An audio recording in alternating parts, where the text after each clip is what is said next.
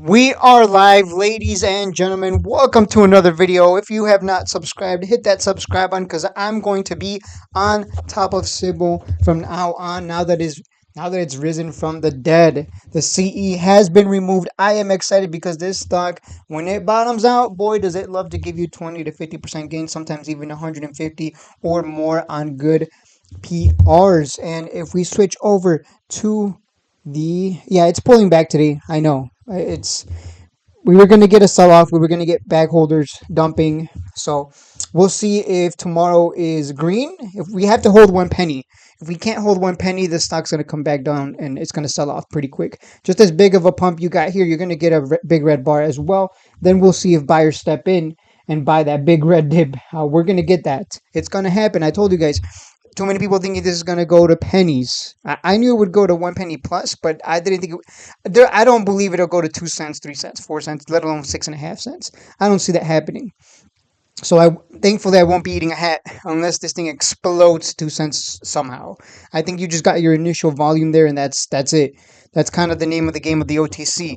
You buy it when no one wants it, and then when the volume comes in and other people push up the price of the stock for you, and you dump it on their dumb heads. That's the name of the game. That's how it's always been. That's why there are people who make money and then those that bag hold.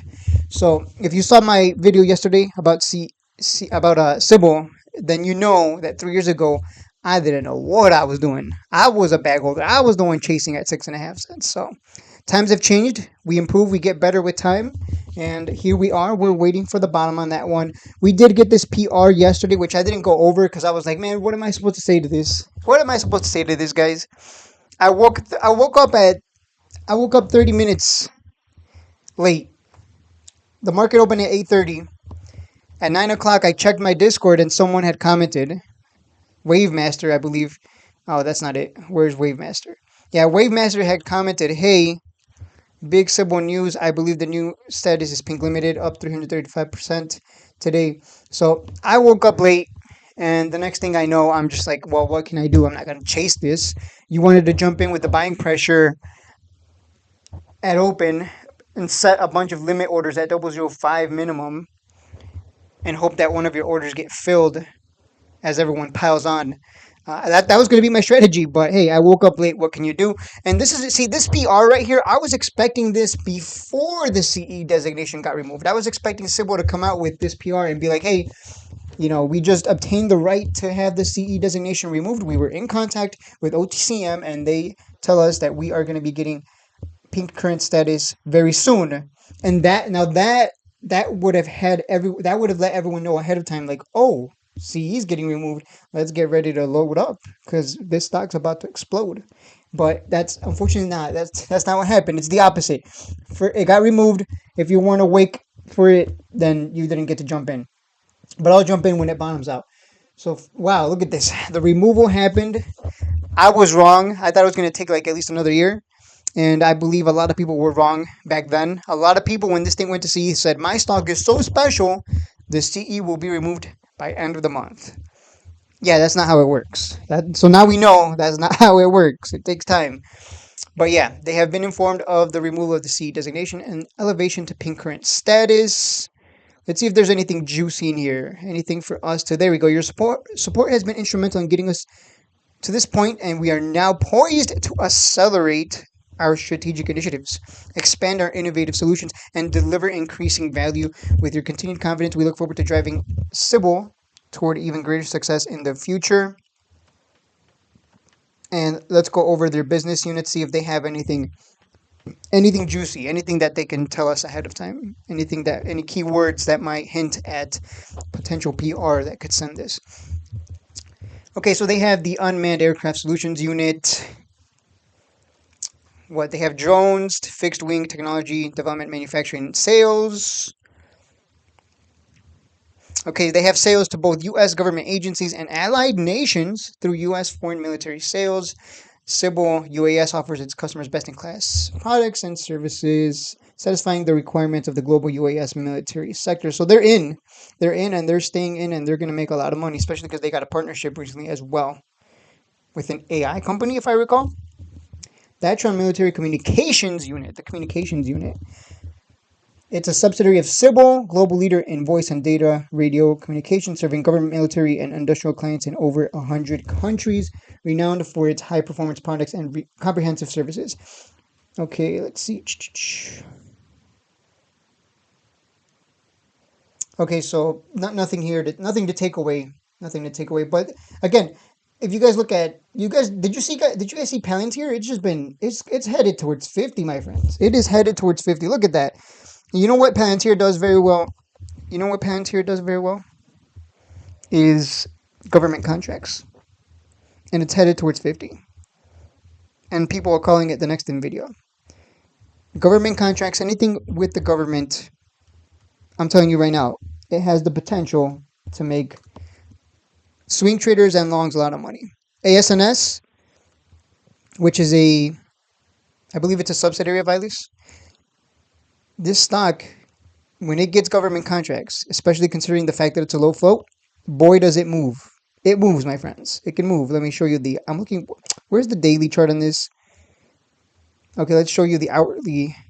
Look at that trading range. You buy down here at around 1.4 and then swing it for 1.8 or $2. It's just been trading within this range.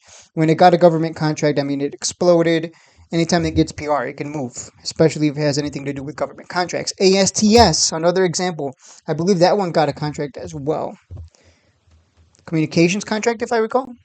And that one went from $2 to 40. So what I'm trying to tell you is get ready to buy nice and cheap on this one. We've done it before. We'll do it again. We'll buy nice and cheap.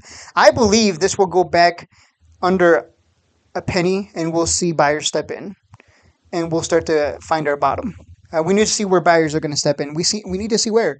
Is it going to be 1 penny? Is that going to be the floor again? Because that was the penny floor last time. So let's see there. Global Integration Services Business Unit is a key role in engaging our foreign and domestic customers at ground level, understanding their challenges, and providing comprehensive tactical and operational customer solutions.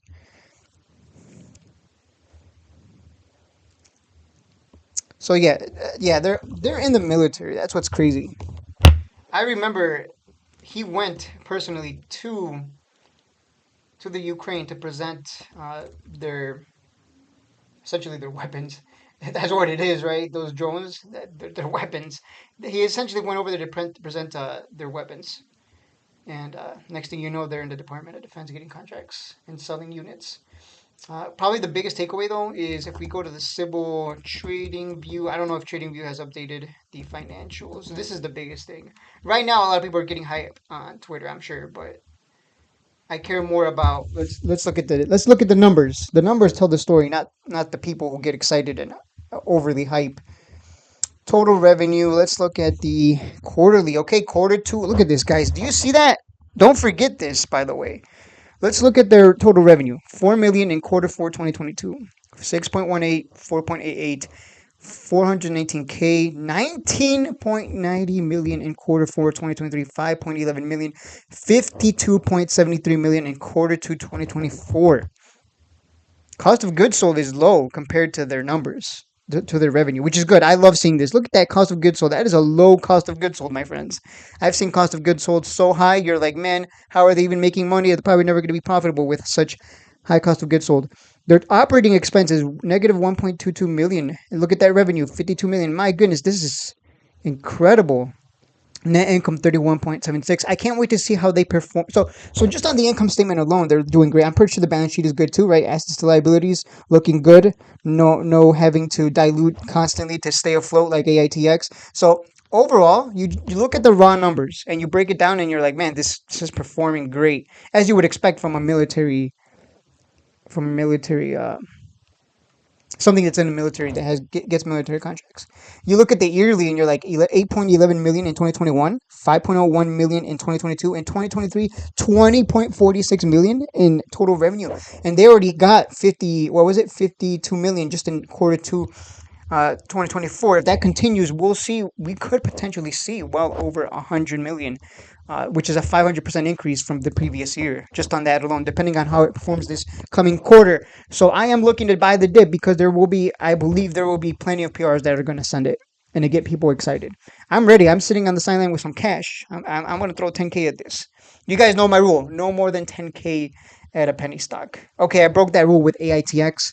But for those of you who don't follow AITX, let me just show you AITX and let me just show you why I doubled down.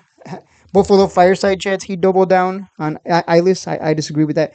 But I doubled down on AITX because it has bottomed out at 002 and it loves to have these big runs. Look at this 300% run here, 500% run. It loves to run about 2 to 3 times a year. So at that point, you want to buy at the bottom and abuse the hell out of it and make money. So that's why I double down, and I'm confident that they, despite their dilution, they dilute heavily, but despite that, they can still perform if you're a swing trader and you're buying at the bottom.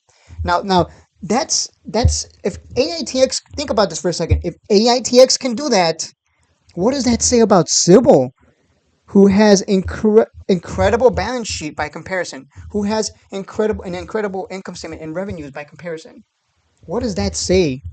What does that say about Cybl? That tells me that when this thing bottoms out, and it's gonna go, it's gonna get lots of pops. I mean, if AITX can do it despite diluting like 200 million shares pretty much every month, despite all the problems AITX has, if it can perform that way and give you these 100% runs 2 to 3 times a year, what do you think Cybl's gonna do? And that's the end of the video. I hope you guys are ready to make a lot of money. I'm back, baby. I'm excited. I put Cybl right now at number one on top of AITX and ILIS all the way at the bottom. I'll probably make a video right now after this one talking about the three, because this channel started on Cybl, AITX, and ILIS. And it's funny how things change, you know. One day you're like, man, ILIS is the best. Cybl, it's in CE, it's kind of garbage. AITX, it's kind of trash because of the horrible liabilities and the dilution. And look at how the tables have turned, my friends. Look at how the tables have turned. Now Cybl is sitting at a much higher share price compared to ILIS and AITX combined. And that is insane. And that is it for the video. I will see you in the next one.